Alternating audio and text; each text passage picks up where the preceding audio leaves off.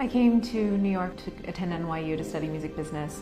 Yeah, I was 16 years old. I turned 17 shortly thereafter, but when I arrived in August of 2001, I was 16 years old. Chaotic, to say the least. Of course, 9/11 happened just I believe my second week of classes, so that colors the memories of that time. But it was overwhelming in general. I mean, I was on my own. I went to go see Michael Jackson on September 10th, and I was starting classes. I was responsible for getting myself to classes every single day. It was definitely overwhelming. I came to New York University to study music business, and part of the reason that I was so interested in music business was because I'd been such a big fan of Michael Jackson. Not only of his music and his dance and all that, which was incredible, but also of his business acumen. So I came to NYU knowing so much about publishing and royalty rates and things like that because I had studied all of his business deals.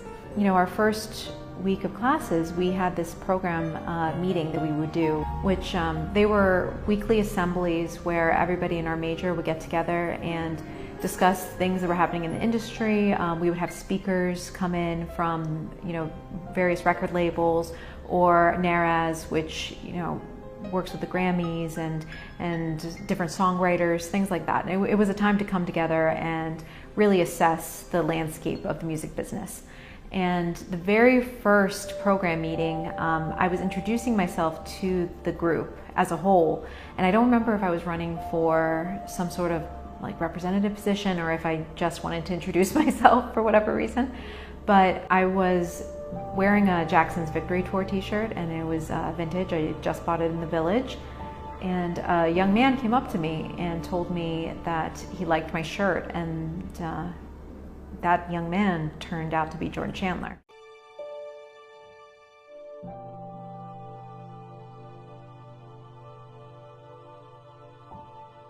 Several weeks later, after we'd already come back to classes after 9/11, I was working as a work study in the music department, so he came in to register for private guitar lessons.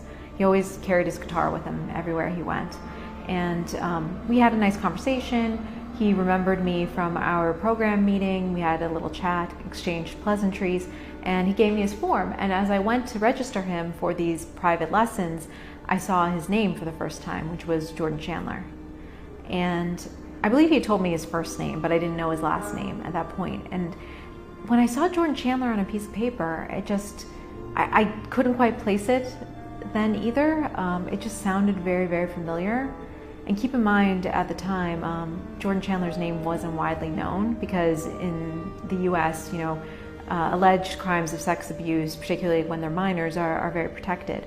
But I went online and I asked Jeeves, dating myself, and I suddenly realized that he was in fact the first accuser from 1993.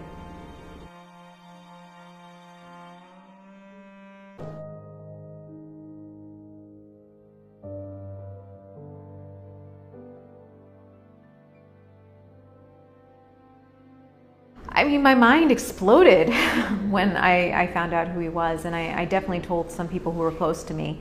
I didn't confront him though, because at that point in time, I knew that I believed Michael was innocent, but the fact of the matter is I didn't know 100%. And if there was even one shred of doubt, I didn't want to risk re-traumatizing somebody who was potentially a victim. And remember, at that point in time, Jordan Chandler was the only accuser, and the media certainly wasn't focused on it. They were more focused on, Michael Jackson's new album release.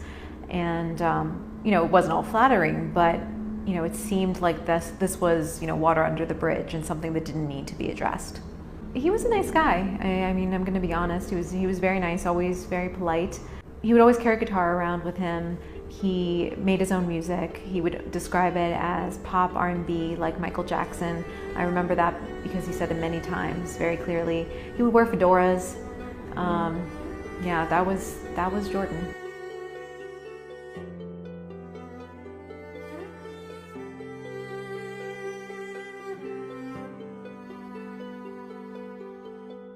What were your determinations when you examined him? He seemed to essentially be a healthy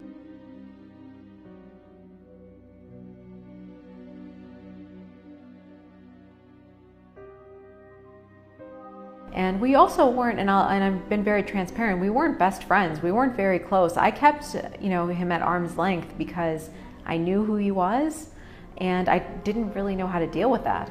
And he was very close with, I remember one other person in the program who also was sort of like a pop R&B guy. I believe he did production, and he also was a big Michael Jackson fan. So I mean, when I think about the people in the program that I saw him with, the people that he did surround himself with were people who were Michael Jackson fans. I was told that at a party, Jordan, played all of Michael's music, danced like him, did all of his moves, and that his apartment was almost sort of a shrine to Michael, that there was a lot of different like fan memorabilia.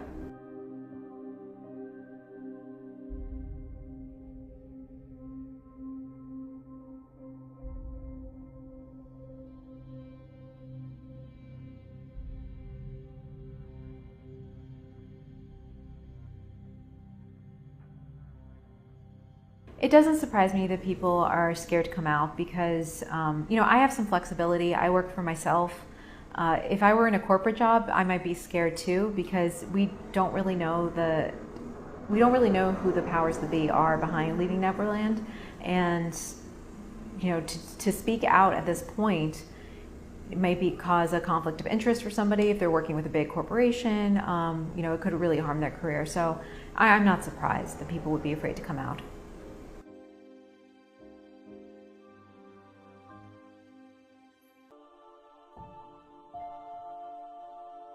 In just discussions, we were college students, we would have our discussions about our parents and venting and that sort of thing. He said that he felt very used by his parents and that he wasn't close to them. He never mentioned siblings either, so I don't know what was going on there, but he did say multiple times that he was not close to his family and that he felt that he was used by them.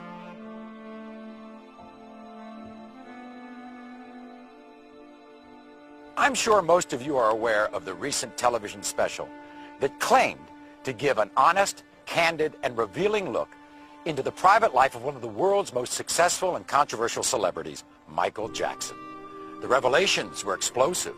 The ratings were enormous. But what TV journalist Martin Bashir presented was a twisted and edited construction of scandal and innuendo, not a true representation of the interviews that actually took place. When Living with Michael Jackson was released, it reignited the discussion about whether or not Michael Jackson was a child molester. The film featured a close-up of Michael holding hands with Gavin Arvizo, who was a cancer victim, who then went on to be the accuser in the 2005 trial. And because of that shot and the ratings behind Living with Michael Jackson, it was a huge topic of conversation in every area of my life, particularly in my program meetings. Immediately after the Martin Bashir documentary aired, we had a program meeting and there was a discussion about, whether or not Michael Jackson was a child molester. People were calling him freaks. These were people who did not have any fondness for Michael Jackson. And I chimed in with my belief that I didn't believe that Michael Jackson was a child molester and that the documentary was misleading and exploited him. During that conversation, Jordan Chandler chimed in and said that he too believed that Michael Jackson wasn't capable of the things he was being accused of. And he said that voluntarily, and he said it without my prompting, and he wasn't asked.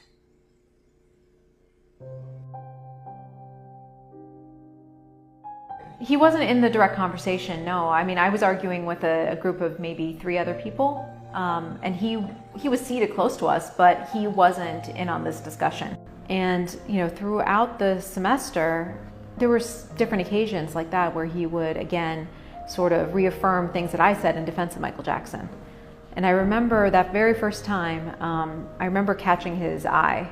It was shocking that he would speak up, and it really affirmed my belief that Michael was innocent. And, given things that Jordan had said separately, having nothing to do with Michael Jackson about his home life, it affirmed my belief that he was a victim of his parents' greed and that he was forced to say certain things. Because I really have a hard time believing that if he had been molested by Michael Jackson, he would be going out of his way to say that he didn't think he was capable of these things. And I didn't address it with him.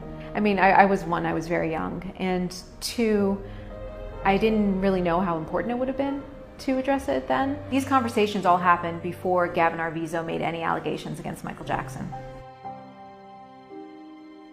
So I no longer had classes with Jordan.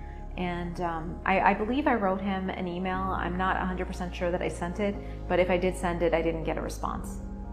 I was approached initially, very shortly after the Neverland raid, by people who worked for the Jackson family, who knew of me because of message boards.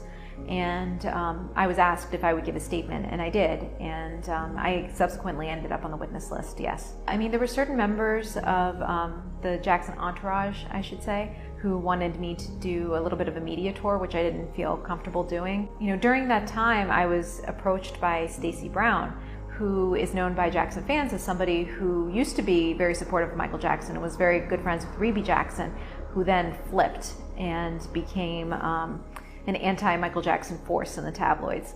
But during our conversations, when he would call me, he was very effusive in his praise of Michael, and he would urge me to sort of, I would say, plump up my Jordan Chandler story, which I never felt comfortable doing. I only would say, you know, exactly what I knew for a fact. But he even encouraged me to say that I was Jordan's girlfriend, or that Jordan had a crush on me, or something like that. And that was absolutely not true.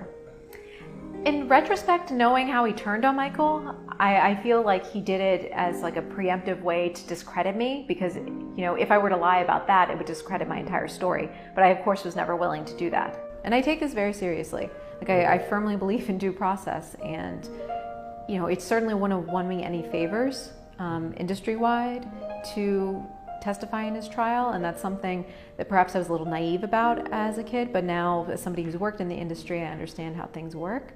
I don't think I understood the enormity at that time. All I knew was that this was somebody whose life and livelihood was on the line, and I had information that could potentially help him, so I felt it was my obligation and my duty.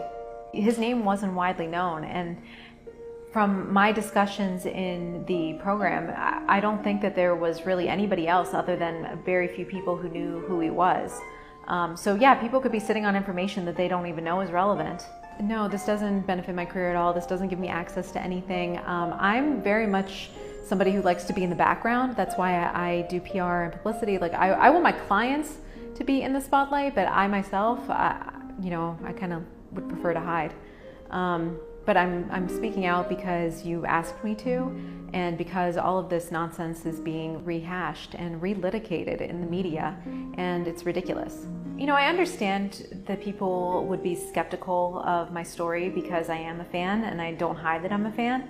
But the fact of the matter is, you know, if I had even the slightest doubt that Michael Jackson was innocent, I wouldn't be speaking out. I heard directly from Jordan Chandler that he didn't believe that Michael Jackson was capable of the things he was being accused of.